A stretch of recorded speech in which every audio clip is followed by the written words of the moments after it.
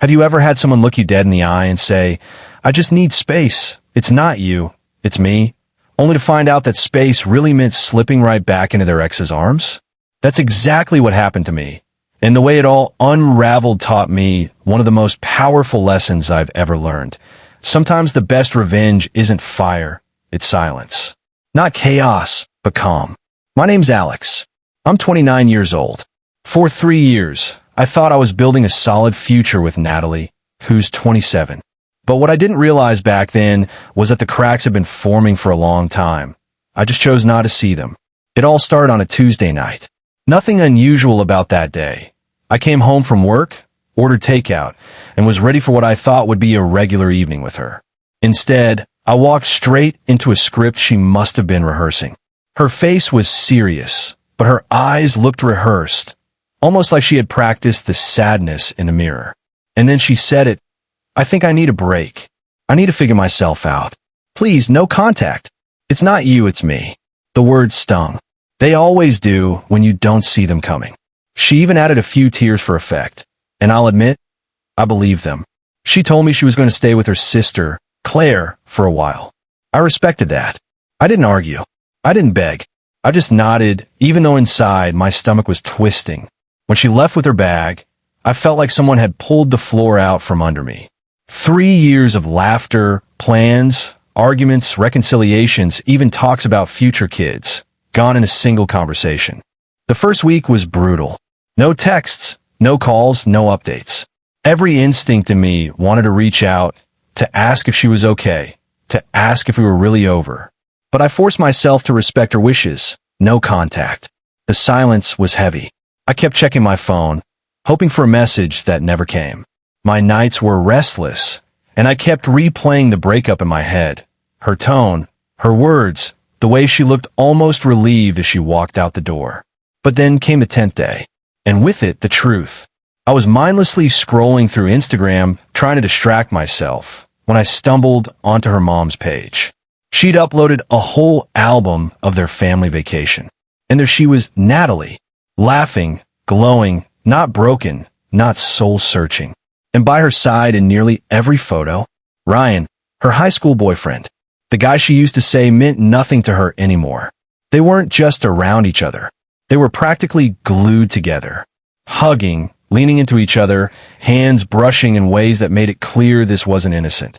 Her mom, Karen, had even tagged him in the photos like she was proud of the reunion. And that's when the truth hit me like a brick. This wasn't about self-discovery. This was a carefully staged break to slide back into her ex's arms, with her family's full approval. I won't lie, my first instinct was rage. To blow up her phone, to call her out, to scream about the betrayal. But instead, something inside me clicked. If this is who she was, if this is the kind of deception she thought I deserved, then she didn't deserve another second of my energy. So I went to work. For 3 full days, I packed every single thing she'd left in my apartment. Clothes neatly folded, shoes matched, books stacked, jewelry wrapped carefully. Every box labeled, every item photographed. 12 boxes in total. I insured them, tracked them, and shipped them directly to her parents' house. Once delivery was confirmed, I changed my relationship status to single, blocked her everywhere, deleted her number, and made a promise to myself. No begging, no bargaining, no drama. 3 peaceful weeks passed. My apartment felt lighter, my mind clearer. Then one afternoon, my phone lit up with an unknown number. I almost ignored it, but curiosity got the better of me. It was her, Natalie. Her voice was soft, hesitant, almost nervous. "Alex, I think I'm ready to talk now. I want to figure things out between us." I didn't yell. I didn't gloat. I simply said, "Natalie, there is no us." The silence on the other end was deafening. She scrambled with excuses, insisting Ryan was just around and that it wasn't what it looked like. But I told her plainly, things like that don't just happen. She had made her choice, and so had I. When she asked about her stuff, I calmly told her it had been shipped weeks ago, down to the box that contained her grandmother's necklace. She called me vindictive.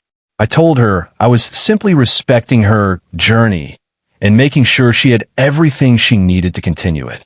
That's when Karen, her mom, jumped into the call. Her voice was sharp, full of accusation. She claimed Ryan was just a family friend and that I was being cruel. She demanded I fix things as if I was the one who had broken them. I told her firmly, "There's nothing to fix. Natalie made her decisions, and I've made mine." Then I blocked them both. I thought it was over.